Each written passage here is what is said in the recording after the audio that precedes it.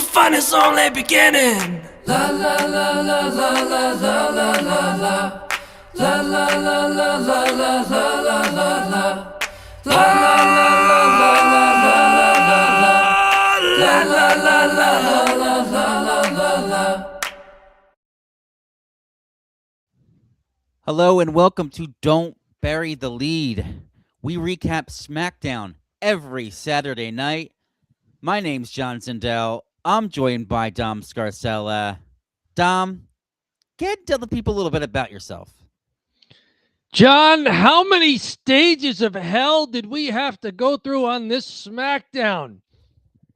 Without further ado, don't bury the lead. What's our top story from WWE SmackDown for January 9th, 2026 in Berlin, Germany? Dom, we don't ever bury the lead. And we have a huge lead. I'm not going to lie. Drew McIntyre knocks off Cody Rhodes in the Stages of Hell match and wins the WWE Championship. Crazy for a SmackDown pre-taped in Germany. Mm-hmm. And I watched the replay as you did, as everyone in the U.S. did, and crazy. Drew McIntyre, your new champ. A lot to unpack here. Dom, what you think of this match? Drew McIntyre winning the title and a crazy main event for SmackDown. 31 minutes from bell to bell, and there were some bells in between because the gimmick for the 3 stages of hell is that it's a best 2 out of 3 falls, and each fall has a different match stipulation. The first bell was a regular rules pro wrestling match. Second was falls count anywhere. And then third, which took up most of the time for this match, 18 out of the 31 minutes, was a cage match where Drew McIntyre, as heels do, escapes out the door of the cage to win. But not without some surprises. As he tried to escape from the door, someone prevented him. Someone in a hoodie, which is a WWE trope now. Somebody dressed in all black in a hoodie is going to come down and interfere in the match. Yes. So, like, who is this one now with the hoodie on? And it turns out it is a returning Jacob Fatu, who stops Drew McIntyre from winning the title. Crawls into the ring, starts pounding on Drew McIntyre. Cody Rhodes starts beating up Jacob Fatu. And then as they're fighting with each other, Drew McIntyre basically falls out of the ring and wins the WWE Undisputed Universal Championship. They were saying this is his 4th world title since he's been in the WWE. I don't know what to make of this one, how it compares to his others. But yeah, a lot to unpack in a 31-minute, 3-tiered match here. What say you about this match's finish and the overall result? Well, I mean, first things first is we were cheering. This is what we wanted, right? And quite frankly, it's what the crowd wanted too, because the crowd was chanting Cody sucks during the match. They're chanting Cody sucks. Anytime Drew would get some offense, you'd hear some cheers. Mm-hmm. So the babyface and heel kind of swapped. And I don't think it's necessarily only because they're in Germany, because why would Germans cheer for Drew McIntyre over Cody? Yeah. Like, you know, it's not like Gunther, where even Gunther is a stretch for a hometown in Germany because he's Austrian. But I guess they just lump them together. But you know, I think that this was perfect timing for the WWE, right? For him to drop the belt as the face as he's getting stale. Yes, because I felt like this second, once he got it from Cena, I think it's been like, this is only getting worse. And not to say that Cody's bad. It's more like it's going the other direction, because he was always kind of going up, Cody, and getting better and better and better. But anyways, sorry, I'm kind of burying the match here. I really think, to his credit though, Cody Rhodes, anytime he's in a main event, it really shows, right?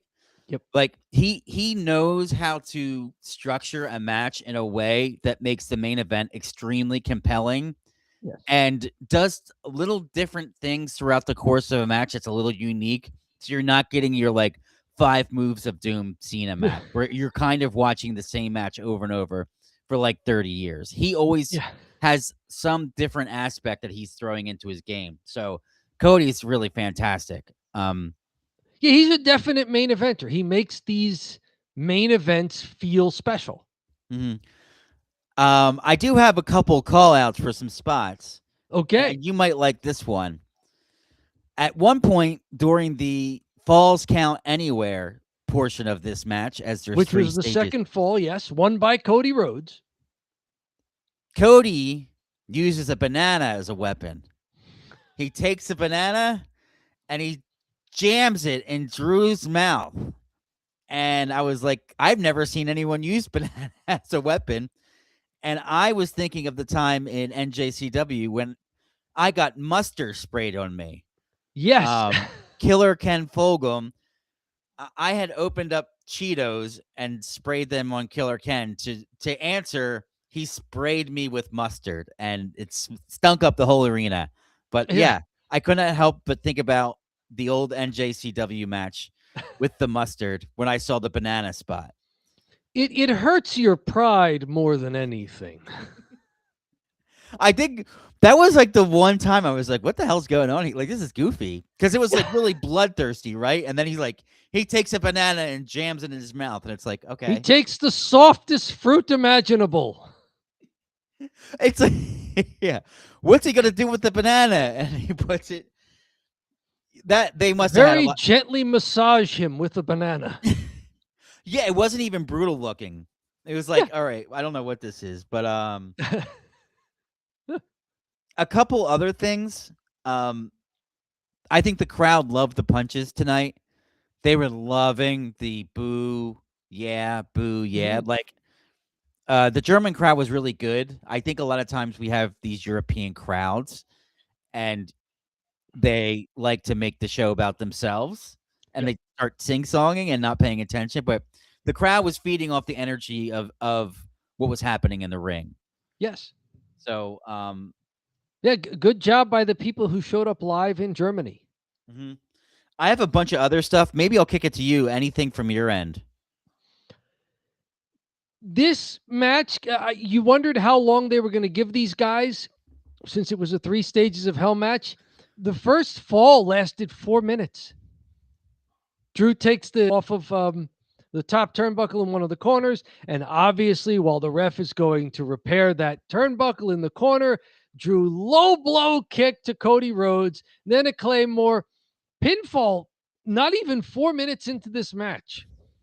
Then they go right into stage 2, falls count anywhere. Drew quickly power bombs Cody through a table on the floor, gets a 2 count. And then they start fighting through the arena. So the falls count anywhere, they did take advantage of the anywhere aspect of it. This was a lot of fun.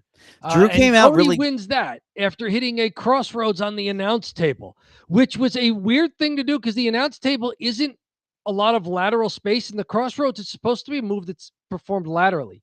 Yeah. Drew McIntyre almost slips off the announce table, but caught himself enough to steady himself for the move. I don't like that when the guy taking the move has to make sure that something doesn't happen to him beforehand so that the move can come off correctly. It's like, that's your indication that, don't do a crossroads on the announce table. It's not that kind of move. No. It's one of those things too where to your point, it makes it look worse. Yes. Because they're both like doing the, I like to compare it to like with my son, I'll do 1, 2, 3, and we jump together. Mhm. So like sometimes like the 1, 2, 3, like we're working together to do something. Like, it makes it too obvious from that perspective. And then also it's it's too easy to screw up, and it didn't Yes. look that great anyway. You know, No, it didn't look like a great crossroads it because wasn't they like were in amazing. such a confined space laterally that they just kind of, spun around on each other. You know, and And the table broke, and so they had the big visual. So I understand them wanting to get something visually different than just being in the ring. But weird finish, and that fall only took 9 minutes. So we're 13 minutes into this match, and they basically had 2 matches. We've seen 2 pinfalls in 13 minutes. it might be a result of the stipulation. If they don't get 2 pins in there or 2 quick finishes, then we're gonna be here for like an hour and a half. Yes. You know? It's going to be a 60-minute Iron Man match of some sort. Yeah. So I thought some of the stuff they were doing, though, a lot of fun. Cody still sort of getting babyface reactions and wrestling like a babyface, even as they're going through the stands. Drew tried to powerbomb Cody again near the stands. Cody grabbed onto the railing to climb to safety, which I thought was neat. And then while they're in that same area of the arena, Cody winds up splashing Drew through a table by going up the stairs and jumping off of the railing. So neat for the fans who were there. He got a little assist from one of the fans as he stood up and balanced himself on the railing. I have a theory, Dom. You do? I think those fans were plants. Okay. Because they looked pretty fit, and I'll just be honest with you, a little too fit for regular wrestling fans. Yes. They all had Cody Rhodes t-shirts on, and they were like all reacting, and none of them had their phones. Usually like people have their phones out when that stuff's happening, and they were acting like fans, but they were acting too much like fans. And I've seen WWE do this, and I saw a very small YouTube channel kind of call this out at one point. I was like, I forget the guy's name. I commented. I think it was a great observation, but I am curious if they were plant fans, specifically because Cody used one of them too to balance himself. He wouldn't touch like an 80-year-old woman, like they wouldn't think to do that. And they wouldn't even think like if the fan would offer it, they'd be like, what if the guy's wasted, or what if the guy's like just not able to do it, or they're just like, so I think that those fans were plants. I'm going to go with it. Yes. All they were missing were the earpieces, right? Right. And they all had like WWE t-shirts that were being sold that night. And that usually is like, people will buy the t-shirts for that night, but they'll probably not just pop them on. So it was like a bunch of things that kind of stuck out to me. I was like, okay, those are plant fans. If you were wearing something already to the arena. Yeah. You'd get the merchandise to take home. You would take it home. You wouldn't go to the bathroom and change into it. That'd be strange. But yeah, so I that was my dumb thing I wanted to talk about with that spot. No, I like that. Now Drew kicks out at 2.5 there, so he wasn't pinned with the splash through the table in the stands. They saved it for the announce table spot. The announce table got destroyed. Anything from stage 3 where they finally get into the cage? Yeah, I have some stuff I liked, and I feel like once we got to stage 3, that's when we were really cooking. Yes. Mostly because, it's not like Drew's going to sweep him, like right away. And you could potentially see Cody sweeping Drew to be like, really stick it in, really rub it in a little bit. But you wouldn't see Drew sweeping Cody. So once you see Drew win, you're like, okay, when's the next fall going to happen? So we can see the eventual third fall. Right. They're not going to tease a cage match and not deliver a cage match. What if it just ended and the cage is hung up there at the top, right? Yeah. It's like, when are we at the cage match? A couple things to the last segment. The matches are so much better with no commercials because they stopped doing commercial breaks once they got into the cage. Yes. There was a huge, and I was loving it. And I was like, what's going on? I'm like, oh, they always go to commercial like several times during the main event on SmackDown. They'll go to commercial, and it really obstructs the flow. But like without the commercials, it really improves the product. Now, I wonder if they couldn't go to commercial during the cage match because they couldn't do a dive. No, true. No dives. Right? They were waiting for the dive spot the whole time, and they're like, "We can't go to commercial." There's no, There's they're no just like, dives. They're in a cage. They can't dive. yes. So I do think, end of the day here. Anything else from the end of this match here? Yeah, is it anticlimactic that Drew wins getting out of the cage again, just basically falling out of the cage through the door? I mean, I understand why the door's there, because it can be used as a weapon, because it's a very heel move to do it, and because it brings some intrigue if somebody's trying to get out through the door, and here comes a guy in a hoodie to stop him, and it's Jacob Fatu. So I get why it's there, but especially as you noticed, if Cody's gonna, if this is the beginning of the Cody Rhodes heel turn, and maybe Drew McIntyre making a face turn, this was not a babyface ending to the match for Drew McIntyre. Yeah. It's very anticlimactic, and this is what they do in the cage all the time. It's even face or heel, they go through the door. And the other thing that's really weird, and I never noticed this, but you could pin them too. You could do pinfalls during the cage match, so it's just an additional way you could lose, basically. Yes. Also, the cage is supposed to keep people out, and it never does. That's because they opened the door. They opened the door. I do think the finish, I would have just rather Drew won it, or even, I guess I don't know what the next step is here. Is it for the future? Is that why they have Jacob Fatu involved, or, what are we seeing next? Cody Rhodes versus Jacob Fatu, or Drew McIntyre versus Jacob Fatu? Or like a triple threat or something like that, or. I mean, Cody, I think this was designed to give us Cody versus Jacob. Yeah.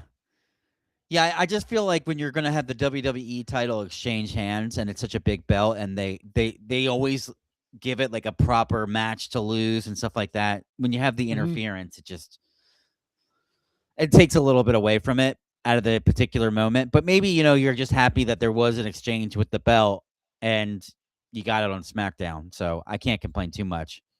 I'm just thankful that when the Jacob Fatu ran down with the hoodie on and revealed himself, that it wasn't Travis Scott. What's up? Travis Scott would have been incredible at that point. He'd be the biggest heel in the WWE right now. Right. The go away heat would be unbelievable. Unbelievable. So now the other little detail here is that Jacob Fatu did not prevent Cody Rhodes from winning. If anything, he prevented Drew from winning. And it was Cody Rhodes' fault getting into it with Jacob Fatu that allowed Drew to then get that second chance. So you couldn't even say that, oh, this is Jacob Fatu's fault that Drew won. Jacob successfully stopped Drew from getting out of the cage. So that's why I'm wondering if this is designed to get us to Cody Jacob. Yeah, maybe but I do like that Drew McIntyre won. It does get us to Cody Jacob, and it also gets us a little bit closer to that heel turn, right, for Cody. Yep. It feels like, I felt like this was the match where, all right, it's time. And I think WWE's done a good job setting it up and moving him in that direction, rather than let him continue to be the same character and just get stale. I think if we flip him before he gets stale, because he's getting stale. One last question: if they drop the belt before he gets stale, which I think they did, does that mean they don't have to turn him heel? They just put him on the shelf for a month and he comes back, maybe for Elimination Chamber, and he's still a babyface? Did they do this to avoid having to turn Cody heel leading into the WrestleMania season? Yeah, I mean, that's a good point. They could put him on the shelf. They did that before, where they put him on the shelf for like a month, and then they're like, Cody Rhodes is back. Oh my God. It was like he's gone for a month. He wasn't gone for a year. Yeah, so I do think that's probably, would that work? Yeah, I think it would at least extend it a little bit longer. Yeah. But I don't know how much longer you're going to want to see this character. I mean, and I do have to say this.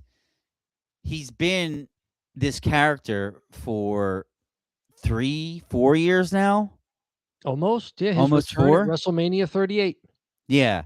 So, he's been this same exact character. It's time. It's just like, I don't know if he can keep doing it. It happened to Hulk Hogan's the greatest face ever. It happened to Hogan. It happened to him in WWE. Then he went face in WCW, and it happened quicker even there. And then they turned him heel, and it was amazing. So Yeah, that's a good point. Hogan was getting stale in the old WWF. yeah, It just happens. Yeah. Huh. It happens to All right. everyone.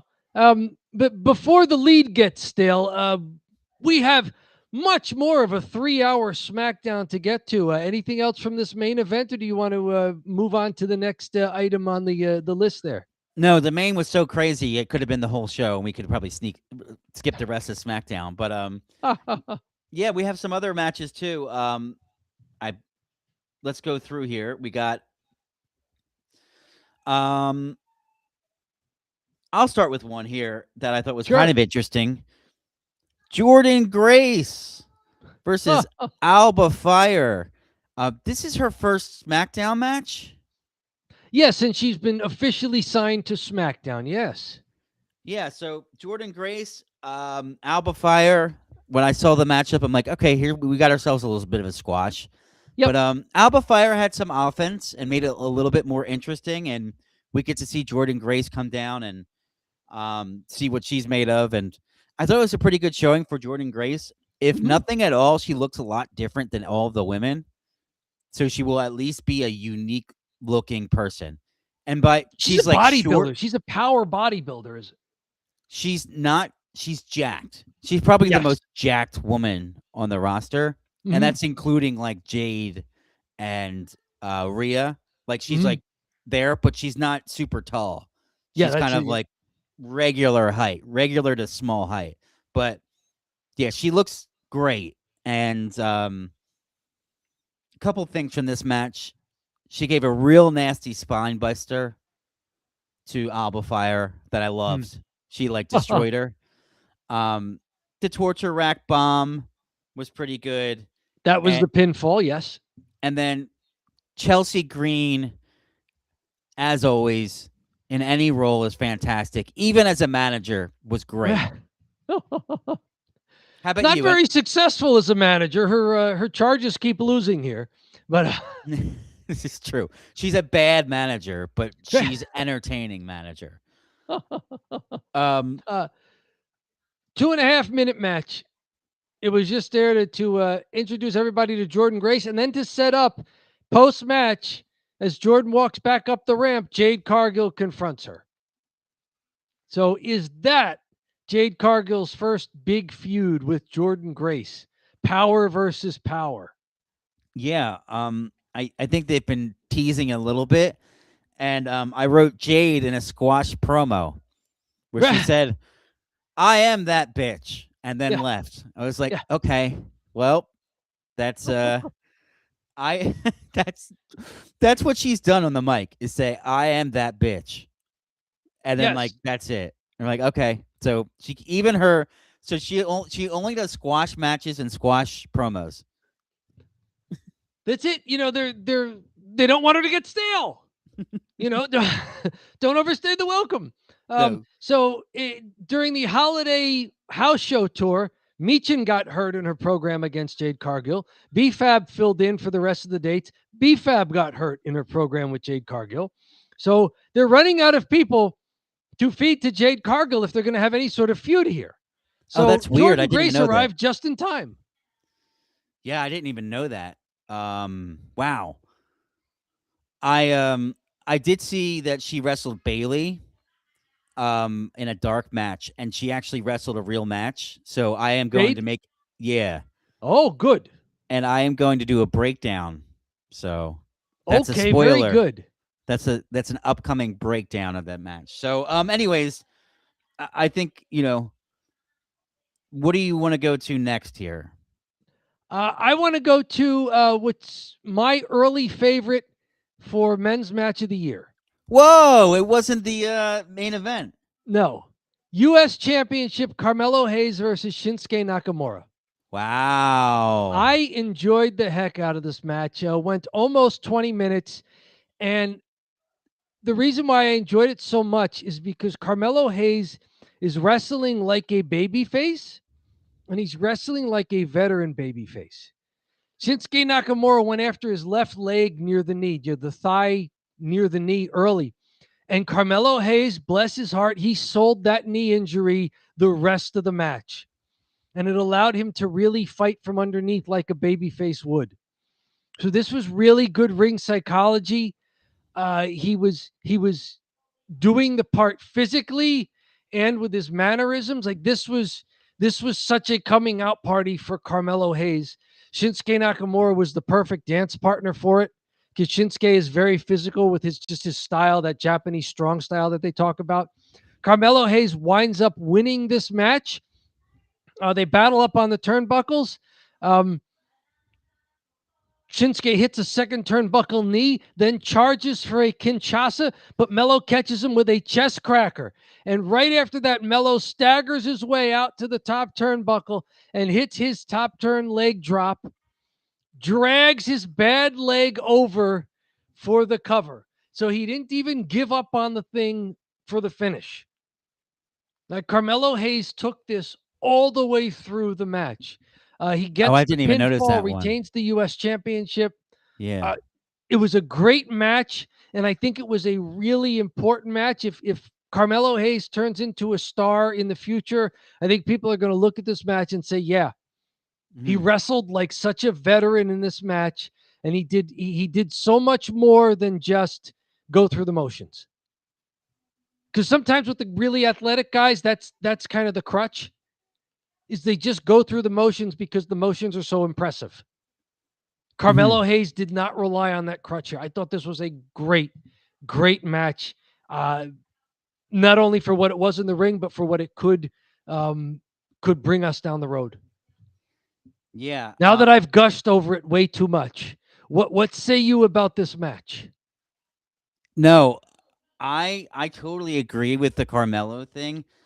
There was one point where great selling by Melo. He asked the ref by name, Charles.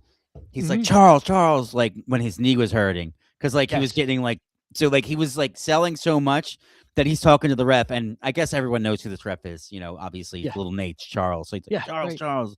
So he was selling so good. And I've never seen someone like talk to the ref like that, which kind of makes sense. Like they know their first names, right? Yep. So, and it wasn't the ref is asking, like, do you want to stop? And he's saying, no, and it's one of those things too, where it wasn't like he was complaining, which is like, but people usually do when they communicate with the ref. It was like, no, it was like about his knee, So he did a great job selling, like you said. I love the mix of the style between the two of them. They have two completely different styles.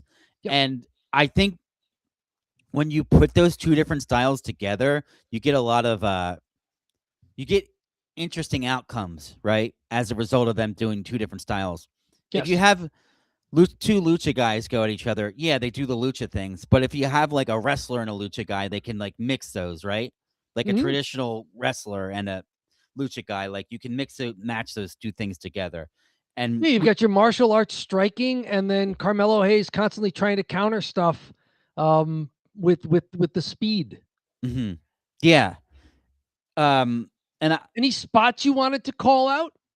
The DDT by Melo off the ropes was great. That was really cool. And I think it leads into him being so much a better babyface than a heel, right? Because he can fight from underneath. Yeah. So I ate up a lot of time. I think we ate up a lot of time with the lead. So, and it's we 3 did. hours. I love Shinsuke doing the dragon screws. Melo doing the flying head scissors, but then as he lands, he can't follow up because of the leg. Yeah. Like, so there were all these things Carmelo Hayes is doing, and then he can't follow because the leg is bothering him, So Just a great match. If not for the 31-minute main event, I think I could talk about this one for a long time as well. But if you do want to move on, I just want to say great match. And every other men's match we see on SmackDown is on notice. You got to top this one if you want an award at the end of 2026. I'll tell you what, Dom. I have a little document now, so I remember the matches, because when we do the award show, I am always forgetting a match in April that I loved. So I did the same thing. I made a little notes. MMOY, January 9th, Carmelo Hayes retains U.S. title versus Shinsuke Nakamura. So I can always find it again if I want to. Yeah. Anything else you want to talk about with this match? I think we have some time. You can go for it. It's Shinsuke also looked great in the fact that he had been a U.S. champ within the last year. I think made it legit that he would come out there and really pound Carmelo Hayes and almost win. I really thought they might give it to him, as they've been, for two reasons. They did it before with Shinsuke, and he's been a U.S. champ, and they've kind of been hot potatoing this title, right? Like, almost because of the open challenge. Like guys will have 5 or 6 or 7 title defenses, but it happens in the span of 2 months. Exactly. They only have it for like 2 months because they're defending it which makes sense. Yeah. If you're defending it against the entire roster every week, then you should essentially drop it pretty often because it's constantly defended, And you don't know your opponent. I mean, Wade Barrett keeps making that point on the announce table, and he's right. It's the opponent has the advantage. The opponent knows who they're facing. They've been planning it for a week at least. Mm-hmm. The champion doesn't. Yeah, so pretty good stuff. And the U.S. title continues to be very interesting, right? Although the men's big WWE title here was quite interesting as well. So I'll lay off that inside joke. And these were the 2 matches for the last hour. So the last hour was like premium live event. Yeah, it really was. And I'm glad it was, because, if they're going to make me have the 3 hours, then it's got to be really good. And then, I guess we can kind of keep going here. We finally get MFT versus the Wyatt Six. I think they've been teasing this for a while now. We do, yes. And the MFT knocks off the Wyatt Six. Solo uses the light to distract and win here. He grabs their lantern. Yeah. Mm-hmm. Dom, what'd you think about this match? This match goes about 10 minutes, which for all of the mayhem involved, that's a short amount of time here. There's 8 guys involved in this: Joe Gacy, Dexter Lumis, Eric Rowan, and Uncle Howdy, Tama Tonga, Tonga Loa, Tala Tonga, and Solo Sikoa, with JC Mateo as the manager for this one, even though he was dressed totally in his ring gear and his face paint. But JC Mateo winds up being the manager here, although he is involved in the match. Tama Tonga hits his running chop to Uncle Howdy for the pinfall. So Uncle Howdy eats the pin here. And not from Solo Sikoa, although Solo Sikoa is involved in the finish with the distraction. Real interesting here that they decided to have, they didn't want to have Eric Rowan, the big guy, take it. They didn't want the tag champs to take it. So the leader of the faction winds up taking the pinfall. Yeah. Interesting decision there. I thought everybody got their stuff in for 10 minutes. The big guys looked like big guys. The fast guys looked like fast guys. Joe Gacy took a lot of punishment, got a hot tag. We finally got to see Solo and Uncle Howdy for a little bit. I think there's a lot more there for that. I think there's also Joe Gacy and Dexter Lumis and any 2 of the members of the NFTs for the tag titles. So I didn't have a ton of notes here. I mean, some of my notes were like mayhem. Period. That was right before Solo distracts Howdy by picking up Howdy's lantern on the floor. The only thing leading into that, it was just mayhem. The only thing I had was it was a fun hot tag by Eric Rowan. The crowd was like into the hot tag. Yes. And I also didn't realize he was still with the company. I did not know that. I thought I could, if you would have told me like, oh, he's a free agent, I would have said, yeah, I think he's a free agent. Because he had He gotten was in the Wyatt fired. Six. He had gotten fired, and he did a spot in AEW for a little bit after, boy, Wasn't Brody Lee there Brody too? Lee. Brody Lee died in AEW, so he did a Yes, he spot passed away while he in. was a wrestler there. Yeah, Mhm. weren't they both Bray Wyatt's lackeys, henchmen? They were Wyatt lackeys. Yeah, Okay. really. So yeah, Eric Rowan is back. They've been trying to find something to do with him. I think they don't want to waste the whole big guy thing too soon. Would you like to see Talatanga and Eric Rowan go at it? Just big old fashioned Vince McMahon, big guy versus big guy. Yeah, why not? Right? Let's go. Right, Let's see it. Let's see Yeah, just big on big. Just two huge dudes. You can't go wrong, really. No. What's any other matches you want to talk about here, Dom? Yeah, we have two other matches. I want to talk a little bit about both of them. The Women's U.S. Championship, we did not get a title change, even though Alexa Bliss was involved, and they kept playing up that Alexa Bliss versus Julia. Alexa Bliss is a former world champ. So Julia winds up beating a former world champ. Now, she gets some help here from Lash Legend. And then Nia Jax joins in post-match for the beatdown of poor Alexa Bliss. They teased earlier that Charlotte Flair was not here because she's under the weather. She's sick, so she's not at the arena tonight. And Alexa Bliss gets notified that she's got a U.S. title match, and her tag partner's not here. So Alexa Bliss is going to be at a disadvantage this whole time because Kiana James is on the outside, and Kiana James is interfering. Typical heel stuff. Julia winds up getting the win, though. Lash Legend throws Alexa off the top turnbuckle while the ref is checking on Kiana James, who had gotten involved, and Alexa Bliss took care of her. Julia hits that scoop driver for a pinfall. Match goes almost 10 minutes. There was one very short commercial in it. Very athletic. At least Julia gets a title defense here, and it's against somebody who can wrestle. Any spots or any general themes you wanted to call out from this match? I thought it was all right. I thought it was good to see Julia wrestle. No, not really. Is Alexa Bliss still in the Wyatt Six? No, that's Nikki Cross. Oh, is the one in the Wyatt Six. Okay, I thought that Alexa Bliss. I didn't know if she was somehow associated with them because she always did stuff with the. No, Bray she Wyatt. used to be, and they nixed that comeback of hers. They thought she was going to, when she came back at the Royal Rumble 2 years ago, they thought she was going to do that. And then for whatever reason, they didn't do it. And I'm glad they didn't, because the Wyatt Six doesn't need her. And she's been great going a different path. I like the fact that Charlotte is sick. Yes. So they can always have like this frenemy thing kind of going between Charlotte and Alexa Bliss a little bit. So she's sick, and then that can play into it. That was Nia Jax's point backstage when they confronted her. Oh, as soon as you get an opportunity, Charlotte is sick and not here for you. Nia is so great at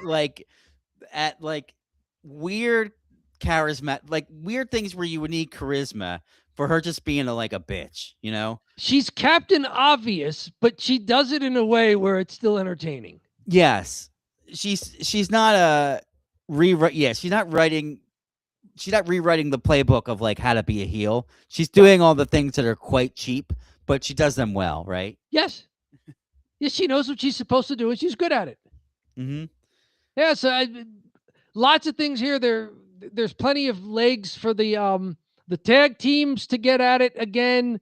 There's they teased a little bit of friction because Charlotte's not there to help her tag partner when they're, her friend, when she's got a good opportunity for herself. So, and then Julia finally gets a title defense. She looks pretty good in it.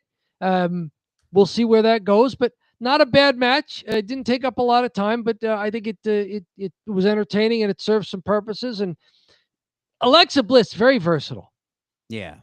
Singles wrestler, can basically go anywhere on the card and she fits. Mm-hmm. Like if she wrestled Jade Cargill, okay, that makes sense. I'd go with it. Right? She'd go anywhere in the card. singles wrestler or tag team. She fits anywhere. She's very versatile. She's very good at what she does. And despite her small frame, she does a lot. She does a lot in the ring. Yeah, when she was the world champ, she was pretty decent. She was always a pretty good on the mic, believe it or not. I believe it. And yeah, pretty well-rounded wrestler overall, and good when you like her and Charlotte are kind of veterans. I like when they take veterans and just kind of do something different with them, because they can't always just like have them chase the belt, right? So yep. Yeah, creative's been brilliant at getting a lot of the top women out of the world title picture so they can try elevating some new people. Jade Cargill, Stephanie Vaquer. Yeah, anything right, man. That's as new as it gets, right? Yep. You had that great point last week about all the different wrestlers that might be better than Jade Cargill and Stephanie Vaquer. Yeah. We'll have to see. Jordan Grace might be up there too. We only saw a little bit of her, but now that she's signed, yeah. Well, you wonder. All right. Anything else from this SmackDown? Yeah, one more match. It was the opener. Trick Williams versus Rey Fenix, which they had teased last episode. This match goes about 11 minutes. Trick Williams wins this match. Rey Fenix comes off the top turnbuckle. Trick catches him, tries a Uranagi slam, but Rey drops down and rolls him up for a 2 count, which Trick immediately counters into a roll-up his own and gets the pinfall. I really like this finish. You have brought up how too many of the NXT guys, when they debut, they all look like the same wrestler. Mm-hmm. I was really pleased to see Trick Williams, even though he's clearly the bigger guy, he's like Randy Orton size. Yeah. In fact, they did that because him and Randy Orton squaring off on the mic was how the show opened. So he's Randy Orton size, and you figure, okay, he's going to be the power wrestler. Rey Fenix is going to be the quick wrestler who has to win with the small ball. And Trick Williams does not win the match with a power move. He wins the match with a really good wrestling counter. I like it. I like that they gave Trick Williams something to do. They had him win his match. I don't know what this means for Rey Fenix. It means they found something for him to do, but I don't know what kind of push Rey Fenix is going to get from here on out. But Rey looked good. Trick looked good. I like the finish. I like the persona that they're trying to give Trick Williams early. And I like that Randy Orton got to come out for the crowd in Berlin because they love Randy Orton. Yeah, and they do. Although they didn't want him to RKO Trick Williams too soon, so he just kind of did the draping DDT on Trick Williams, and Trick Williams rolled out of the ring. They sent The Miz into the ring to get RKO'd again, which everybody loved. The only thing I would have to say is poor old Rey Fenix. I knew I saw that he was going to get the first match of an NXT call-up. Thought it's another L for him, man. Just another L. And I don't know why or what or who or what or why he's being treated like he's being treated when he had it really sweet in AEW. I don't know if there was a huge payday or what the deal was, or he's just not getting along with creative. I don't know. He was really big in AEW at one point, and it seems like he's just signed to WWE to job, which is like, I don't know why you make that signing unless they gave him a big contract to job, or at some point they're going to just link him back up with Penta and, they'll do the tag team. And for now, it's better that they're finding something for him to do where he at least gets to showcase himself. It wasn't a squash match versus them having nothing and just having him on the shelf. So you forget about him. Yeah. I mean, for him, probably, but also he's got quite the hole to dig out of. I guess, eventually if he gets some wins, then you forget about it. But it's still just not a good showcase for him overall. Like, have you seen Rey Fenix? You're really excited to see him. Like, if you see that he's on the card? No, but at the same time, I'm not disappointed. Like, oh, this is going to be a bathroom break. Like, I know he's a solid wrestler. Yeah. He may not totally be my style, but I know he's a pretty solid wrestler. And you know what? that Ricochet Memorial Award, he is well Yeah. entrenched to win it. So that's really why he should be excited. Right, because he may be getting an award from Don't Bury the Lead in just about 11 months here. I wonder if they ever would like be offended if they saw that. Like, we thought you were the best jobber. I guess they would like it, right? Yeah. Because there's bad We thought jobbers you were the too. guy that looks strong even though you put over other guys. Yeah, there's 'Cause bad it's not jobbers like the too. Barry Horowitz Award or the Brooklyn Brawler Steve Lombardi Award. Mm-hmm. The guys who never win and you know they're never going to win. Mm-hmm. Like they don't get entrance music. There's no character involved. It's like, oh, I'm that guy. Who's gonna lose? No, they're not like the guy with no theme music. That's the indie wrestler that goes and just gets squashed, and then you never hear from him again. Like he's on the he roster. has no costume. He has no name. Right. Ricky. That's who it was. Ricky Gibson. Gibson. Yeah, right.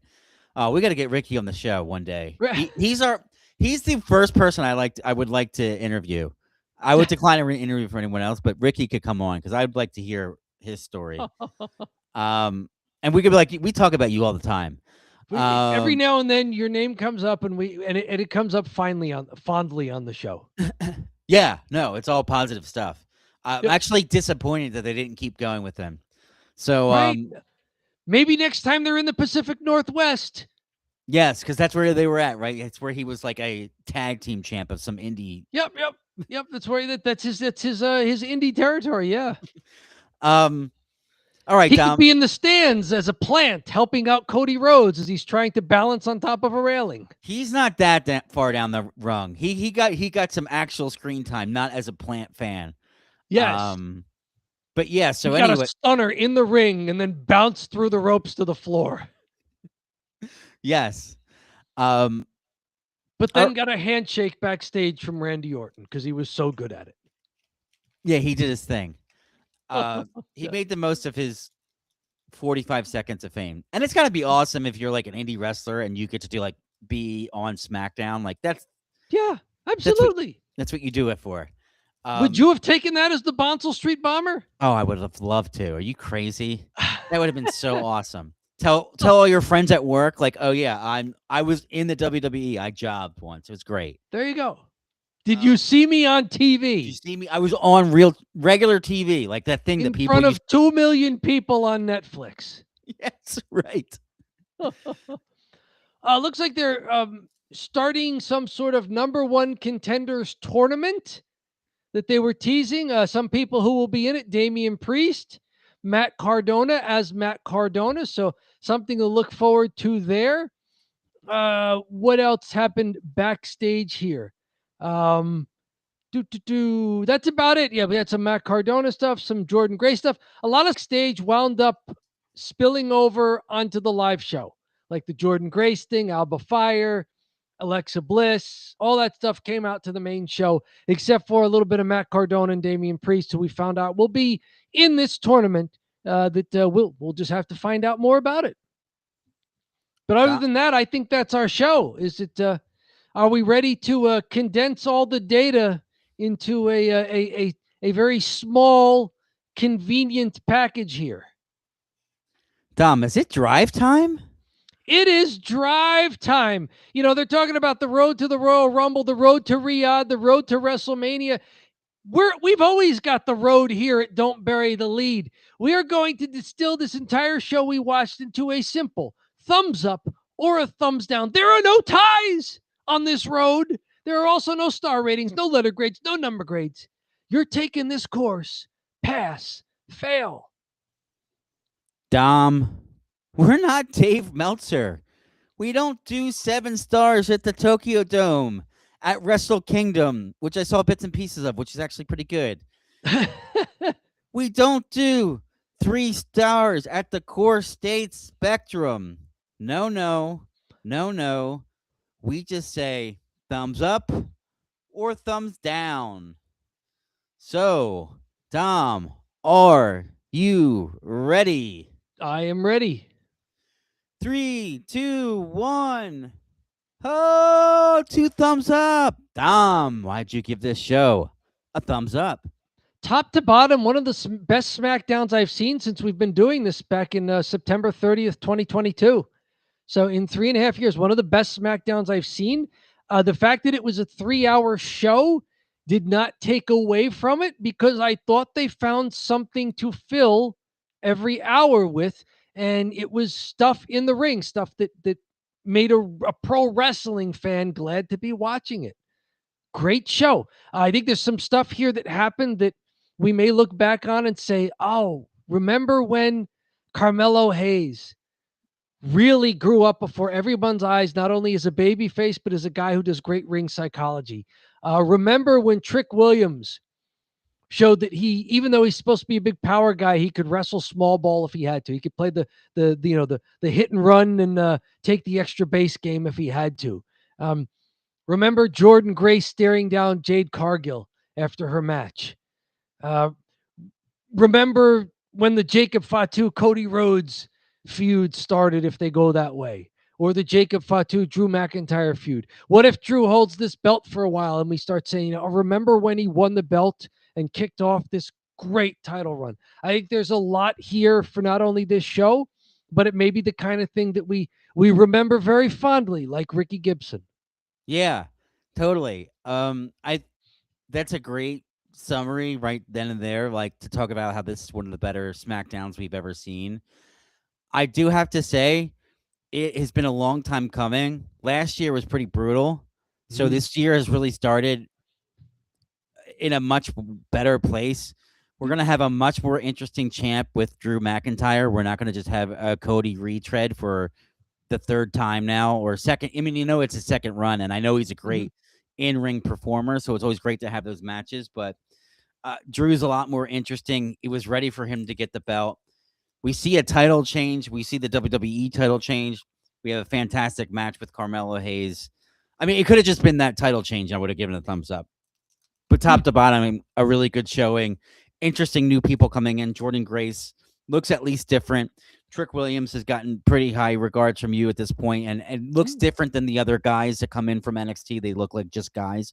So it looks like a positive thing going forward.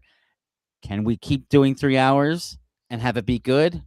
Time will tell. If this was a 2-hour show, I'd be more excited. But 3 hours, if you give me 3 hours and those are the 3 hours, you're getting a thumbs up. Yes, we don't want the 3 hours of hell like the 3 stages of hell. Yes.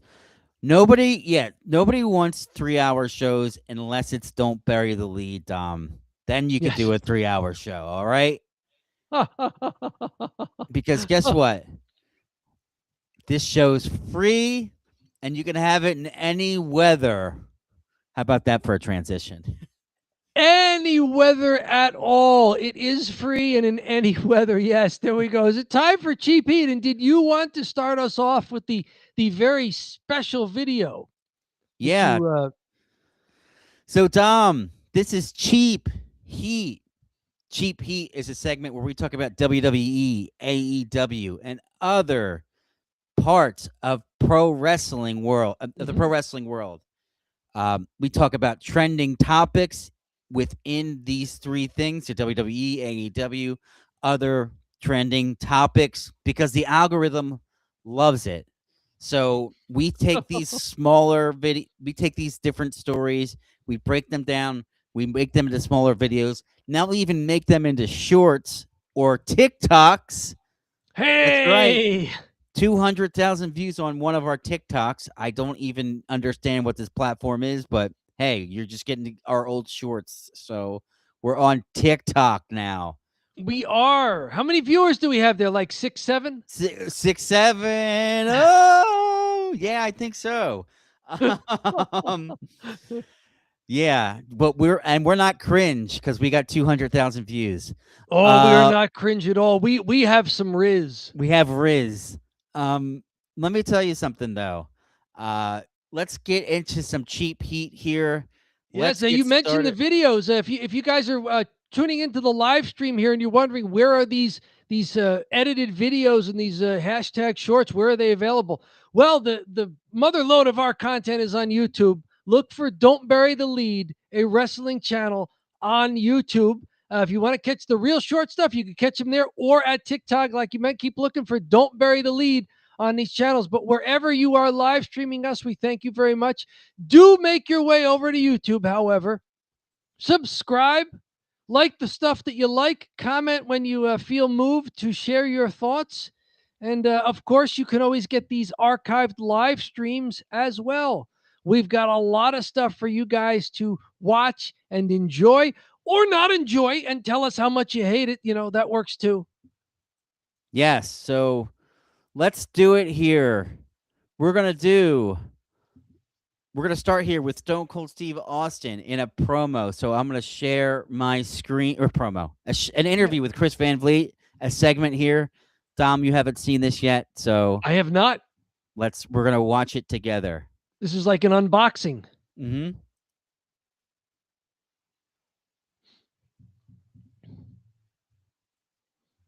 Tremendous on the microphone, has his own style, and he could take now probably, of course, he's John Cena. He can take just anything they say. Could you hear it? Yes, now can, yes. Hey, could you just get this point across? And he's going to go get it across in his fashion. And he's just one of the greatest talkers ever. So I didn't really put a whole lot of thought into it. Certainly I did, but it wasn't from a standpoint of trying to build to anything. It was just a freeform trash talking style. Speaking of promos and catchphrases, I can't believe 20 plus years later, people are still saying what? Yeah, there are a lot of people wish I wouldn't have done that. But it just turned into something to do because when I turned heel, nobody wanted me to turn heel, but I was just set on turning heel because I've always liked working heel so much. So that was your call? Yeah, and I wish Vince would have shot me down, or I wish Adobe Acrobat Studio is all new. What can PDF Space AI do? Do a space for a contract or view. Find what's different and matters to you. Get a table to compare and contrast. AI is simple, those insights fast. Now you can do that with the all new Acrobat. Get stronger with best-in-class equipment at Plan. Save $28 or more when you join for just $1 down, $15 a month. What? I felt it in the ring at night. I should have just said, hey, man, we're changing this. I said, watch the stunner. And I should have just stunned his ass and never went down that road. But, as a means to an end, I was leaving Christian a voicemail and kept saying, what, listen, I just turned it into this thing and to berate somebody, to belittle somebody as a heel. And so I use that as a mechanism to do that as a means to an end, to try to get heat. And that whole attempt was over trying just to compensate and gain ground on getting heat. And just, I remember Hunter and myself as a 2-man power trip, just shellacking people with chairs. I mean, trying so hard through violence to get heat, which is not always the best way to get heat, and by laying stuff in. And it was an interesting period. The heel thing, if I could go back in time, I would not have done it. Really? Because I didn't need to. And people, I think Jim Ross said it best. I mean, nobody ever wanted to hate John Wayne. I wasn't John Wayne, but I was the anti-hero. I got over by being, the way I was. And so to turn bad, to try to do worse things, I don't know. It didn't work. It wasn't successful. We got a chance to, push the character in different directions and different dimensions, but I don't think we were really ringing up the box office doing that. What'd you think of John Cena's heel turn this?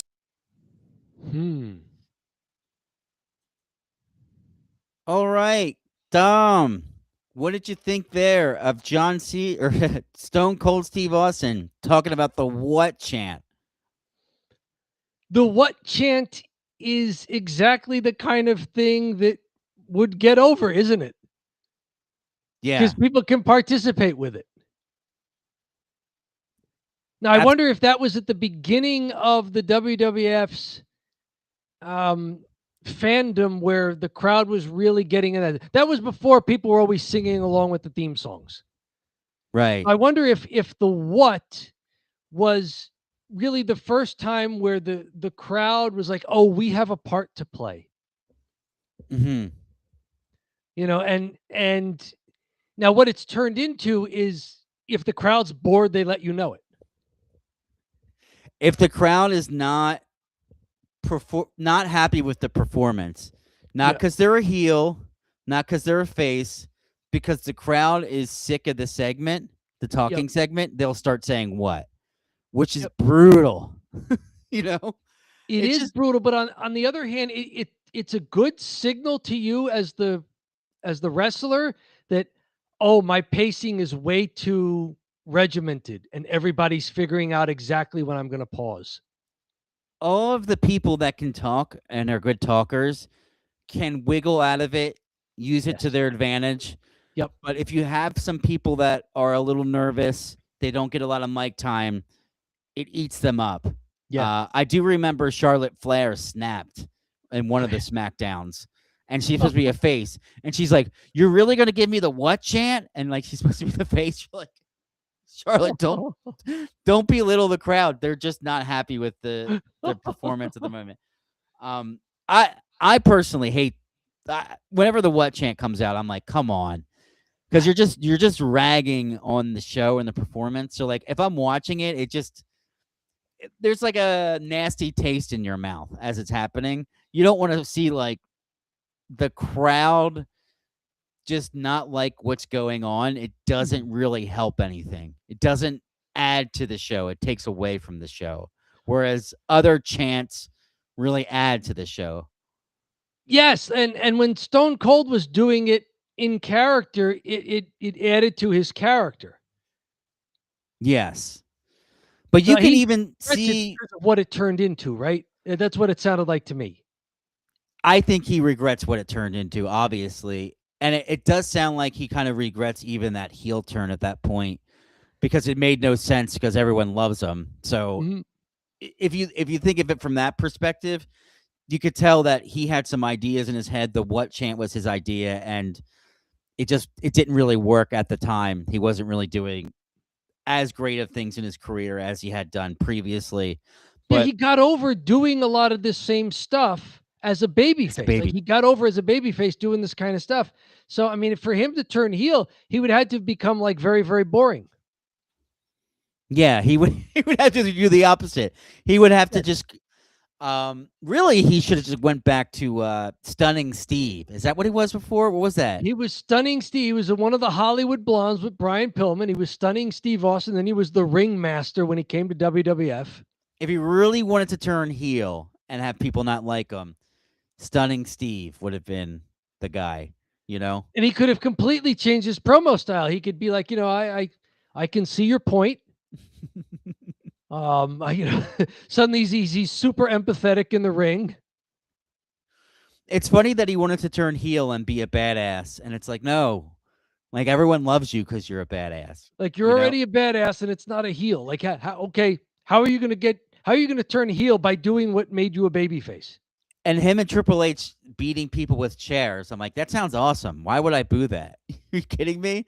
Like, and that era in WWF, that's what they were doing. Right. It carries over now. Totally. Baby faces get the tables. Heels put the tables back under the ring. People love violence. So if you're going to be the violent guy, they're going to love you. Yeah, I thought that was just an interesting segment. You could see in his voice a little bit too, the regret from like even creating the what chant. He's like, and he gets like, you know, he's usually a pretty energetic, forward guy, but he's just like, I shouldn't have done that. I'm sorry. You know,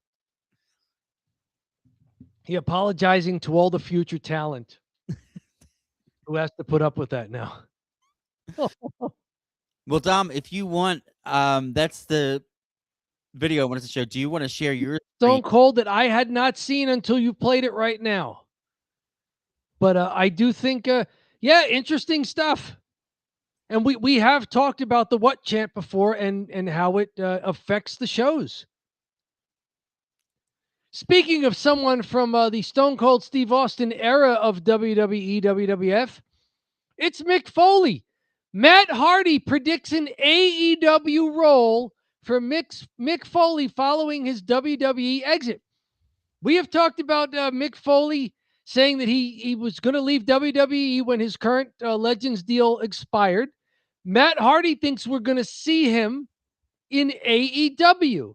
He talked about it on his The Extreme Life of Matt Hardy podcast as one of his bold predictions for 2026. What do you think? Do you think Mick Foley still wants to be involved in wrestling and would go to AEW? I preface this by saying when he left WWE the first time, he did go to TNA Impact, where he won their world title once. So he was willing to go to other wrestling promotions. Now, that was back when he was quite younger. It was 15 years ago at least, I think. So he's older now. He's had some health scares. He had to back out of a planned final match because of his health scares. But if he also seems to be doing better on the health wise, do you think that a maybe a little bit slimmed down Mick Foley could be a great on-screen character, even though he's not wrestling anymore? What say you as someone who watches AEW a lot more than I do? I think Mick Foley would be valuable in any company. Yeah. And he's such a huge, I would say he was really big at the peak of pro wrestling, that late 90s era. And he was a guy that wasn't the top guy, but he was pretty damn close. He probably kind of lingers around Triple H when you talk about, like, you know, the top guys were like Stone Cold, Rock, realistically. Then maybe like Triple H and then Foley kind of a little bit below. I know Triple H was bigger years later, but Foley was their champ and he was their underdog and probably had some of The Rock's best matches. Was the foe, was Mick Foley, you know? And right? So Mick Foley was never maybe seen as the top guy, but he was the worthy opponent of both The Rock and The Undertaker when they were at their peaks. Yeah, and he won world titles from each of them. I think Mankind has beaten The Undertaker more than anybody else in The Undertaker's career. Yeah, that's true. He really helped elevate both The Undertaker and The Rock. I mean, those are two massive. I mean, The Rock's probably the biggest star ever, right? As far as like what he did after pro wrestling, but then like he's a household name. Yep. And I think that all kind of stems back to like some of the stuff Foley did with them. So I think he's big enough and he's probably at the point of his career. Obviously, you don't want him wrestling, but I would like to see what he could potentially do because he was a great promo. So he could probably do some stuff on the mic. If not for at least a cup of coffee in AEW. I like it. Sure. His last on-screen role was as WWE Raw General, the political alliances and how it's for better or worse part of WWE's product in the social media age. And he talked about, at the very bottom here, he says, people know I'm outspoken, but the closest I get to making political statement in his current comedy show is by saying that kindness is cool. So he really just wants to get away with that, but it doesn't sound like he wants to get away from performing or from fans or even talking about wrestling. He's very comfortable with his character. It says here, he thinks nostalgia is a huge factor, and he's saying somewhere around 2010, I went from being washed up to being part of people's childhoods. I'm the same guy. I've only gotten older, but I'm no longer old and irrelevant. Now he's just old. I'm part of people's collective memory. So it sounds like Mick Foley can still entertain people, and he's comfortable in the public eye. So I wonder if an AEW stint, maybe a cup of coffee, maybe longer, is in his future. It's not like he's just sitting on his laurels, just tweeting every now and then. He's involved in live events, still talking about wrestling in his live shows, giving interviews about the live events. He was even joking, yeah, I'm going to talk. I have to talk about Hell in the Cell no matter when I do an interview. Yeah, I like that aspect of the interview where he just has to face the reality that, yeah, I'm going to have to talk about it because that's like his big claim to fame. Yeah, I actually the greatest hits. I actually saw this show. You did? Yeah. So, it's pretty good. You know, he's a pretty good. He has an understanding on how to perform, and he really just kind of talks about his life and what he went through from like start to finish there. Okay. And did you give him any what chance? I didn't do any what chance. You did not give him any what chance. He did. It was interesting. So he did kind of yell. He kind of gave a heckler the business a little bit. And I shouldn't say the guy was heckling. The guy kept saying like he had seen the stand-up performance before, and he would say some lines, and then he would like say them as he was saying them. And he's like, "It's my story. Stop saying it." You know, he just like got really fired up at this guy. But that was like the only awkward moment he had. I think it's like a little bit less like actually a little less like stand-up comedy, like, more about like a one-man show and him kind of giving a rundown of his life. Okay. Very good. If he can do it, more power to him. Speaking of some of the people you mentioned as being big stars, also from Wrestling Inc., AEW star MJF details future Hollywood ambitions. He talked about he's appeared in 3 movies so far. All of them were big budget films. All of them increased my amounts of dialogue and screen time. And little by little, I'd like to continue doing that. I'd like to be a part of the Mount Rushmore of wrestlers turned actors like Batista, John Cena, and The Rock. So he's putting himself as the 4th guy there. No Hulk Hogan? No Santa with muscles? Was that one of his? Where was the one where he was the nanny? Maybe it was just called The Nanny. Are you discounting these cinematic classics from the Hulkster? Yeah, he did have some clunkers. I forgot that he tried acting a little bit, and he just kind of stuck with the wrestling thing, even though he's huge. Yes. Batista, I've seen in movies, and he's not too bad. He might be the best actual actor. But like obviously the big money guys, The Rock, and then John Cena does the dumbest comedy movies, like dumb comedy movies. You got to see. He has more serious roles in the WWE. He has more serious roles in the WWE as John Cena. And shows a greater range too. Yes, as a guy that comes out in jean shorts, he's less of a comedy act in the WWE than in some of his roles. He's just like always got his clothes off and stuff, and it's just very slapsticky, which is good. Slapstick's great, but MJF appeared in The Iron Claw, then Happy Gilmore 2, and then Violent Night 2, an action comedy film. So he's got some mentions on his resume there. The Rock, fun story about The Rock. Some friend of mine mentioned that he watched a Christmassy movie with his daughter, his tweener age daughter, and they watched Red One, which we have talked about, the Rock's movie about the kidnapping of Santa Claus. Wow! And I said to him, "Did you recognize The Rock as a pro wrestler?" He said, "No, but my daughter knows him from Hannah Montana." That's crazy. The Rock has paid his dues, baby.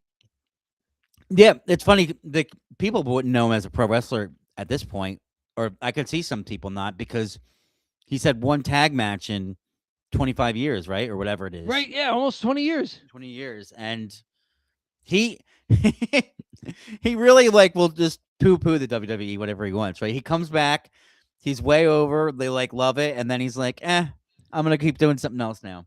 Yeah. I'm going to go creative doesn't have anything for me, and I've got a couple of scripts on my desk. Right. So there you go. So MJF, perhaps we will see MJF on Hannah Montana one of these days. If they bring back Hannah Montana, of course. Yeah. We mentioned The Undertaker. from WrestleZone here, The Undertaker gave a WWE star a huge opportunity because they asked for help. Chelsea Green has revealed that one of the biggest opportunities of her recent career came from directly asking WWE Hall of Famer The Undertaker for help. It has to do with her Lucha Libre AAA tag championship, mixed tag team championship that she holds with Ethan Page. She explained how when he first got the call to go to AAA, it's because she begged The Undertaker. Like every single show I am on, I beg the producers. So basically, WWE Creative had nothing for her, so she's just begging them and saying, I will wrestle anywhere. She asked to go down to NXT. I'll wrestle Sol Ruca. And they said, sure. She said, I will wrestle AAA. Like, if we could not like Chelsea Green more than we do, the fact that she also realizes that Creative is dropping the ball for her and she's asking to go wrestle anywhere that they will let her just because she wants to wrestle. Like, she's the best, right? Yeah, that's amazing. That's crazy she would share that much information too, but yeah, I guess it makes sense, like, that she says it in a respectful way that she wasn't getting enough time. I didn't ask for Sol Ruca, but I asked for a match. I'm out here just begging on my hands and knees, like, please, someone let me wrestle. Well, you know, squeaky wheel, right? Maybe she doesn't want to, and if she's anything like her on-screen character, then maybe she's just up in people's faces all the time, you know? Yes. Maybe it's not that far from real life. That there is a tendency. I messaged Anthony Luke, who is now Maxine's husband. I messaged him. I asked for Undertaker's number. He wouldn't give it to me, so he gave me Michelle McCool's. I messaged Michelle McCool. Michelle McCool gave me the Undertaker's number. Right. Then I messaged Undertaker and JB. I was like, please, I want to go to Mexico. I want to wrestle. I want to do whatever I can. He was like, all right, say less. You know, he booked Ethan and me together. I didn't think that was going to be the way that I went, but she liked it. She just rolled with the punches. I think this is great. Is Undertaker book? I'm curious. Is he the booker there, or he just has some sort of pull, I guess, in AAA? Is what it sounds like here. It says when it came to AAA, Green said she went straight to the top. So she was looking for the Undertaker, who either has some pull down there, or maybe he is. And now she's promoting AAA. If I'm in AAA, I want to make sure the WWE audience watches AAA too. Everywhere I go, I bring the title. All the media appearances, this championship is part of WWE history now, and we have to respect it. Chelsea Green, she was our unanimous MVP for 2025 for SmackDown Women. If you wanted to like her even more, this is it. Yeah, totally. She just wants to work, and she doesn't want to get rusty. Mm-hmm. She'll do whatever they give her an opportunity to do, and if they have nothing for her, then she is just the squeaky wheel, like you said, creating the opportunity and pitching ideas to them. I like it. You mentioned Wrestle Kingdom 20 that you saw bits and pieces of. Did you see Andrade El Idolo appearing at Wrestle Kingdom 20? He has now been on AEW since then. So this appearance at Wrestle Kingdom 20 was his sort of comeback tour. Very briefly before getting to AEW, he is now part of the Don Callis family, is he not? Oh, I did not see this segment. He is back. He worked Wrestle Kingdom 20 in a huge tag match. Andrade's team picked up the win when all was said and done, with former GHC heavyweight champion Jake Lee dropping Takahashi on the outside of the ring with a big boot. Brought him back in the ring for another facebuster boot in the corner, connecting with it and getting the winning pinfall with one hand. All of this good stuff. So Andrade is back. Looks like it's turned out well for him and his 12-month non-compete that turned into a little more than 90 days. Yeah, was he able to get it down or something like that? Or apparently they negotiated, and he's able to wrestle. Gotcha. He went to Wrestle Kingdom. He went to AEW, and there seems to be more in store for him. Now that he is finally, it looks like, cleared to wrestle, Are you glad to see him back in AEW? He's kind of bounced between both of the top promotions in the U.S. Are you glad to see him back in AEW? You know, he had a good stint in WWE. He did. I was shocked when they fired him because I thought he was pretty solid, and I thought him and Ray Phoenix had something going. Yeah, it's been a disaster for Ray Phoenix. Yeah, it's been bad for him. Right? He got punished by association for some reason, right? He's getting the punishment booking at this point for Andrade failing a drug test, or I don't know what. I mean, they claim for them having to just abandon that big tag team push that they were supposed to be both on. Yeah. Or I don't know what happened with Charlotte, but that's neither here nor there. Yeah, it seems like Tiffany Stratton had a bigger problem with Charlotte Flair's personal life than Andrade did. Right. Andrade and Charlotte seem to be pretty amicable about it. Yeah. Well, I have to say, him being in AEW is going to be a good thing, and if he lands in the Don Callis family, that's where you want to be, because Don Callis is awesome. Very good. Very good. That is a heel faction, I'm guessing? Yeah. Oh, yeah. It's there's no questions about it. No ifs, ands, or buts. And Don Callis is a good talker, so while Andrade still tries to learn English and get himself up to doing U.S. market promos, he can rely on Don Callis for a while. It borders like almost Bobby the Brain Heenan. Good. There you go. Heel stuff, because he's Canadian. He's Canadian as hell, and he like leans into the accent and everything. A little bit like when Kevin Owens is a heel. It's like very funny because of that accent. He's like, it sounds like that accent. It just makes you sound like a little dumber. Just like there's like a tweak of dumbness to it that adds to it. Bobby the Brain Heenan, a great call out. That was the role of managers, especially back in the territory days, is you bring in a new guy into the territory and the crowd didn't know what to do with him. So they put him with a manager that the crowd knew. Mm. And so the manager got the guy over as a heel or a face by association. So yeah, if AEW is doing that, that's old school pro wrestling stuff. And if it's working for him, very good. Yeah. Speaking of old school wrestling stuff, how about Braun Breaker, who may not live to be an old school wrestler if he keeps botching moves and landing on his head in matches? This guy's supposed to be the future of the WWE. I didn't see this. Braun Breaker injury update following a botch scare on this week's Raw. They were mentioning him taking the Doomsday device during War Games and flipping completely over and landing on his head during War Games. Well, Raw this week, something similar took place where Breaker went for a top rope Frankensteiner on Punk, but he botched it and he just landed on his head. Well, let's see. You can play it. It'll be fine. Here we go from Ace Humphreys. Oh, what? Either he slipped or Punk was not in position to go with him to the floor. Replay that. I don't know if this was a Punk botch or a Breaker botch. Watch this again. Oh. I don't think Punk was in position to do it. When you're going to take this move, you have to put your feet and your knees over the ropes. They hadn't gotten Punk into that position yet. Let's look here. Punk, they haven't moved Punk into position yet.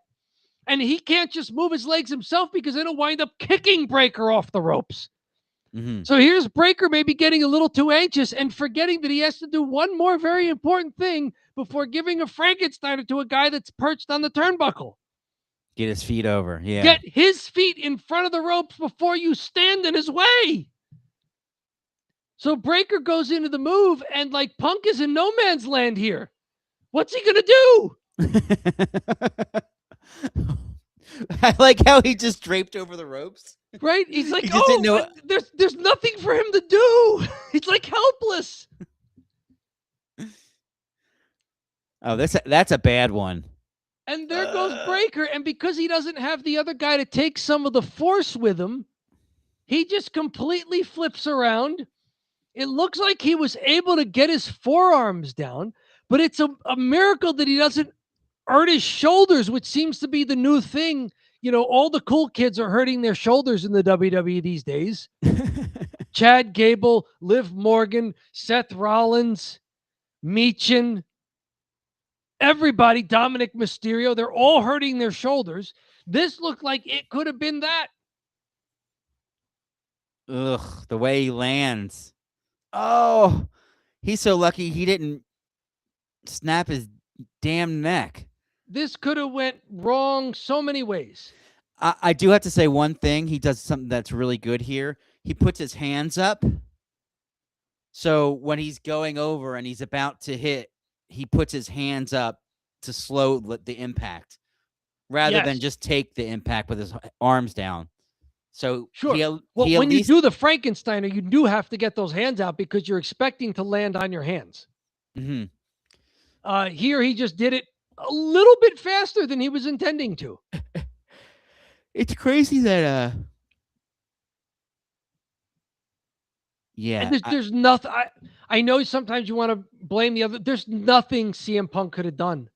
No. He's in no position at all to go with Breakker at the speed that Breakker is going. Because his feet are locked in. He's trapped. Mm-hmm. He's trapped, and Breakker is blocking him from getting his feet in the right position. What do you think of the CM Punk leaning up against the rope? Was that the right call after the botch, the improv, or? Yeah, just like pretend that you got kicked in the head and doing something. He's like, oh, I must have gotten kicked. Yeah. Yeah, and like do something. Not bad for improving there. Not bad for improving, but like a dangerous miscommunication there. Could have been worse. Braun Breakker, I know he's awesome and he's made to be a pro wrestler. He's got the character. He's great on the mic. He's got the mannerisms in the ring. He plays to the crowd. He's a physical specimen. But, man, he's got to take better care on some of these high-risk moves. Yeah, I mean, that one is just, you know what you got to do here. Breakker was able to finish the match. The medical team checked on Breakker backstage following the main event. He was cleared to compete again, but with 2 close calls in recent months, WWE needs to be cautious with one of its top rising stars. Mm-hmm. Yikes. Thank you, WrestleZone and Ace Humphreys on Zitter for, thank you, your spidey senses for giving us this clip here. Mm-hmm. Last one, and this features CM Punk, AJ Lee, and their beloved dog Larry, who passed away. Also from WrestleZone here. CM Punk teams with a charity to honor the memory of his dog Larry. Pause Chicago this week announced its 2026 Slice to Meet You campaign, which aims to raise funds for Chicago's homeless dogs and cats. For this campaign, Pause Chicago, the Midwest's largest no-kill humane organization, has teamed up with Peace Pizzeria and a group of celebrity chefs. Slice to Meet You will span 3 months, offering fans a different specialty pizza each month, beginning with a pizza crafted by CM Punk in memory of his Paw's dog, Larry. Apparently, CM Punk and AJ Lee got their dog through this rescue operation, and so they're now giving back to it. The Larry, which drops this week, is topped with Etzo's Cup and Char pepperoni and Hot Doug's smoked sausage. The Larry, I'm not going to lie, sounds delicious. I was going to say the same thing when I read the article. Pepperoni and sausage. And I'd have a Larry right now. The Ezzo's Cup is the pepperoni that, that's really good. It like when it cooks, it like kind of cups up. Yep. So yeah, that's the really good stuff. That's the good stuff. Yes. Adopting Larry through Paw Chicago is one of the best decisions I've ever made, Punk said in a press release. This campaign is a way to honor his memory while giving other dogs and cats the same opportunity to find a loving home. If a slice of pizza can help save lives, that's something I'm proud to be a part of. So no botch involved in this move here. Great gesture by CM Punk with an organization in his hometown of Chicago that has mattered to him and who has mattered to others. If you are in the Chicago area and you wind up going in for a slice of the Larry, or an entire pie. Get the whole pie of the Larry. Let us know here at Don't Bury the Lead what you think of it. It sounds fantastic to me. Thank you, WrestleZone and Wrestling Inc. and the Orlando Weekly for all of our things that our items that we have looked at today. And John, I thought we'd end on a happy note there. It is, as you were saying before, it is free and it is the weather. It is pathologically frugal. It is unseasonably warm. What is it, John? Dom, it's cheap heat. All right. So now we're going to go into our next segment here, the Italian goodbye. And let me tell you something, Dom. The Italian goodbye. Is this the end of the show? Yes. Does it end immediately? No. No. You're getting not a regular goodbye, not an Irish goodbye where we just close the monitor. That's that. You're getting the Italian goodbye. We're going to be talking, starting other conversations. Maybe about wrestling, maybe not about wrestling. Matter of fact, I'm going to go get another drink.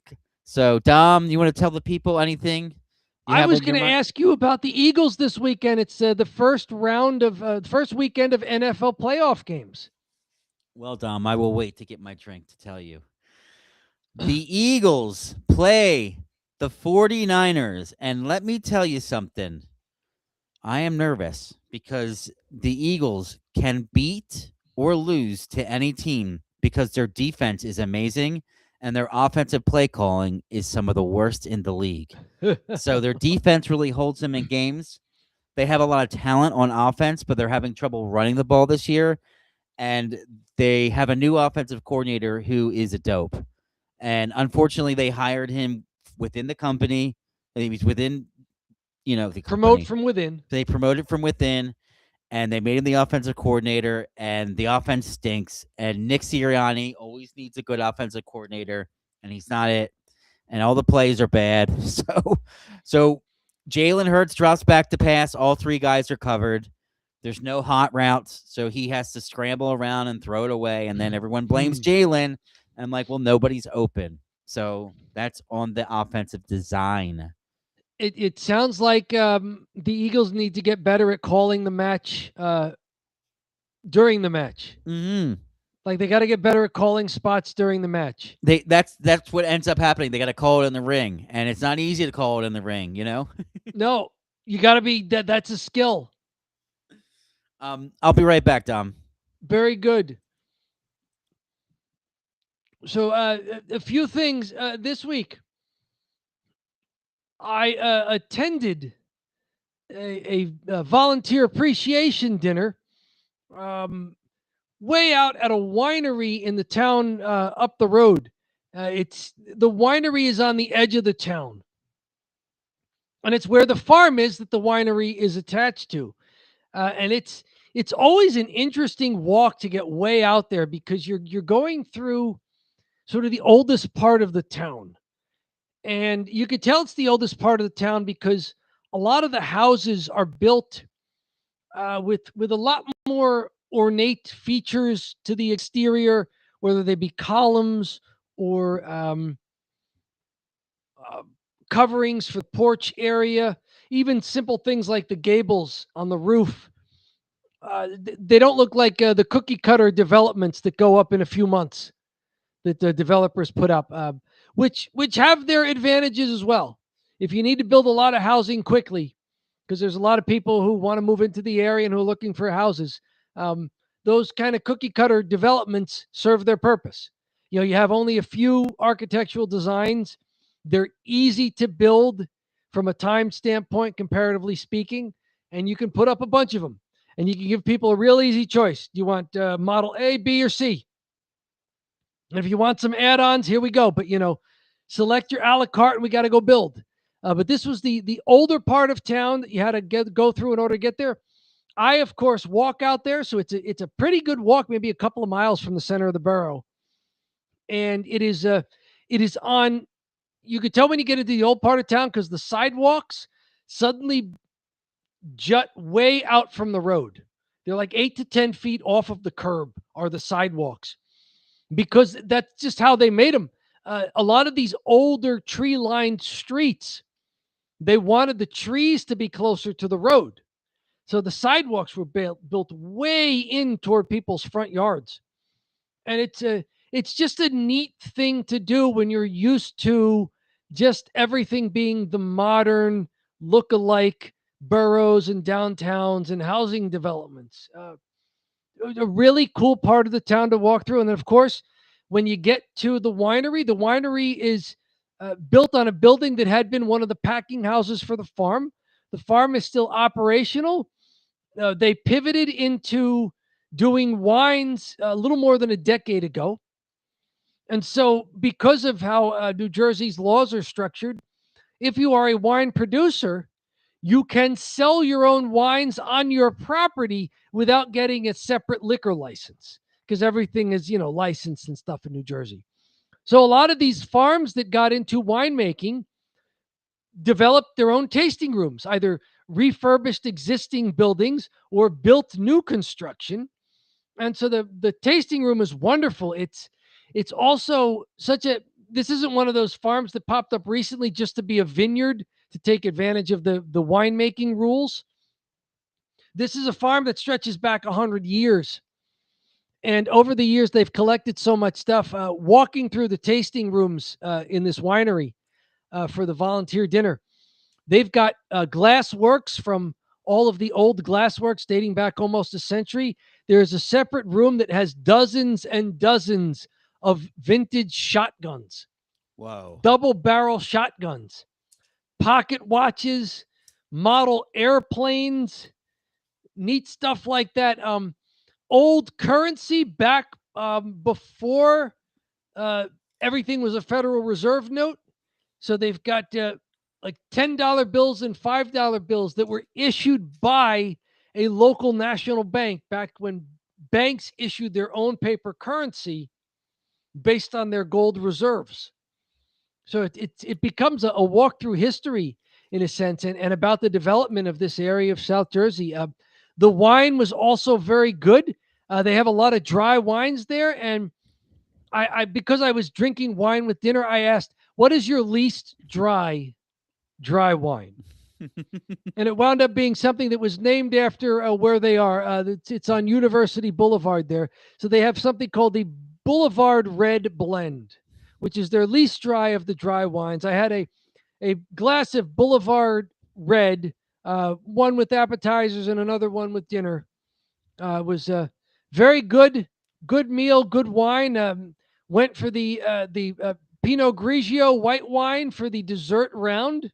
Since I asked, I went up to the wine bar, all sophisticated like I am, and I said, which of your vintages pairs best with the ice cream and peanut sauce that is being served at the moment? And I said, well, we have a dessert wine. I said, that may be a little too sweet, though. I'm going for the ice cream with the peanut sauce. So what would pair well with that that's not too sweet? And they said, try the Pinot Grigio. So I tried the Pinot Grigio. Went well with the ice cream. There you go. So not bad. Have you been on a good excursion out to a winery or to other thing like that is perhaps in an older part of a town that just looks so different from the rest of the very recently developed areas of South Jersey? I have an almost 3-year-old right next to me that does not allow me to do things like that. So you can't take him for a walk? I can't take him anywhere. That's not a kid's play place. No. No, he needs to be. He would not be pleased if we were walking around at a winery. I have to take him to like different playgrounds and stuff. He's very active, very, very active little boy. Very there you go. I do not know. I mean, maybe they have tractor rides during the warmer months during the day, but I did not see too many playthings out there. The shotguns are locked behind glass cases. That's good. Yeah, you can't play with those. Can't play with those. They can. So where was this at in play Jersey? In traffic. Enjoy yourself. Where was this at in Jersey? This was at the Summit City Winery in Glassboro. Oh, wow. So this is the edge of Glassboro. Like you're going from the middle of Glassboro and you are just walking 2 miles out to the edge of the borough where the old Summit City farms are, where they have built the winery and the tasting room. So that's cool that they had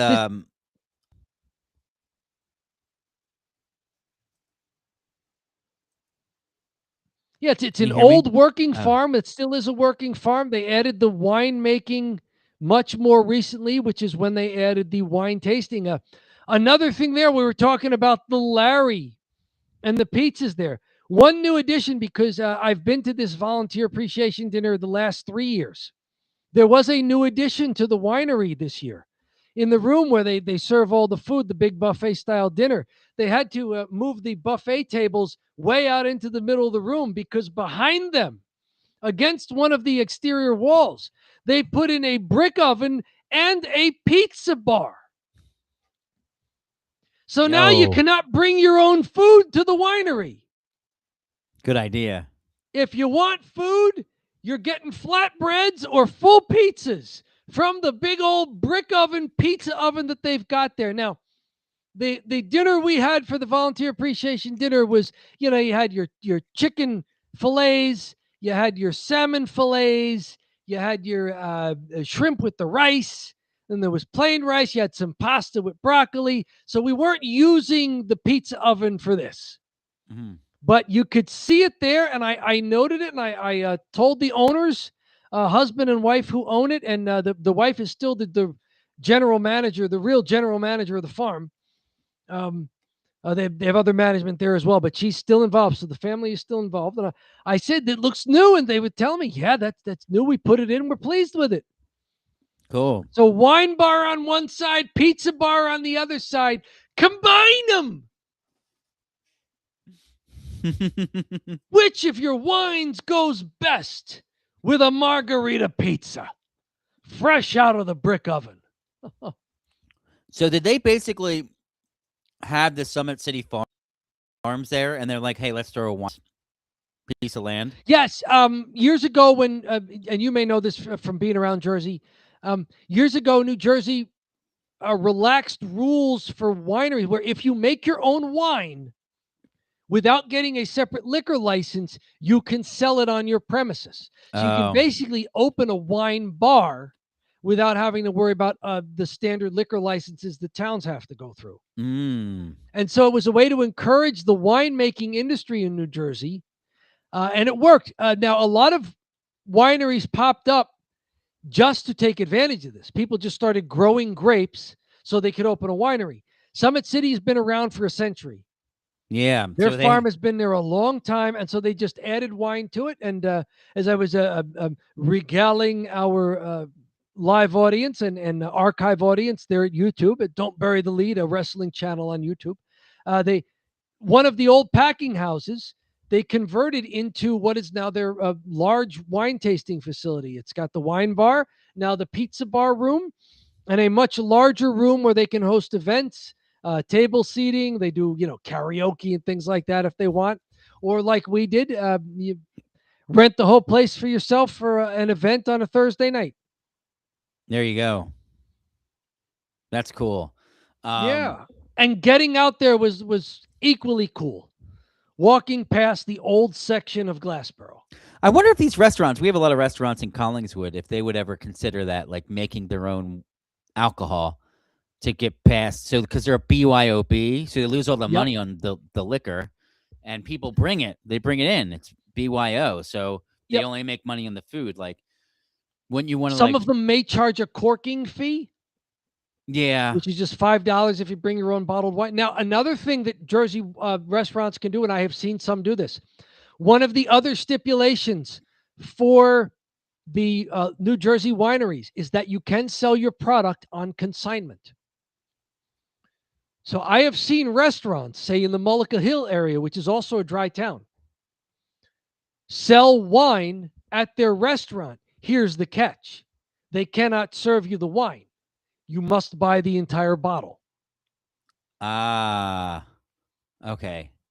So now the wine they have is from local New Jersey wineries. How do they do that? Because you can sell it on consignment. Okay. So the local wineries sell consignment to the local restaurants, who can then sell you the entire bottle.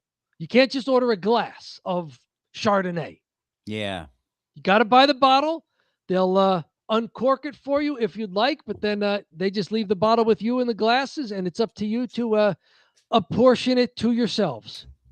Good 750 milliliter bottle of wine. There's basically 4 or 5 drinks in there. Yeah, right. And that, so if it's just 2 people out to dinner, you buy the bottle. It's 2 drinks each. mm-hmm. Or you save the cork and you bring home the leftovers. But it's not a terribly high amount. It's like you're buying a gallon jug or something. Mm-hmm. You could probably 2 people could polish off 4 glasses of wine at a dinner. Yeah. If you've got 4 people out together, even more than that, I mean, a bottle of wine is easy. So it's not that big a deal. You just have to make sure everybody wants the same kind. What you know? Yeah. Come on. Pick a good one for dinner, and maybe it works. And you can reclose it. So you can save the cork. Some of them have the screw caps now. Save the screw cap. Mm-hmm. Would you like to sniff the screw cap? Excellent vintage. All right. So, it's kind of an Italian goodbye. It was an Italian winery, an Italian family. Yeah, I could see it's at an old Italian farm. I could see it was quite Italian. So how did you find your way there? I was invited. It's a volunteer appreciation dinner put on by my parish. And I've been a volunteer for years there. I've been invited the last 3 years that they've brought back the volunteer appreciation dinner because I teach in the adult education programs, which we do once or twice a week during the we're on break right now because we have so many college students that are part of it that we give our program a break when the college students are away on their semester break. And I'll take a break here to say, hey, listen, I know we have some people here on YouTube watching. Feel free to jump in on the chat. We're just talking right now. We're doing the end of the show. We're talking about the wrestling show. We're talking about the end of it. Hit up the chat if you're interested.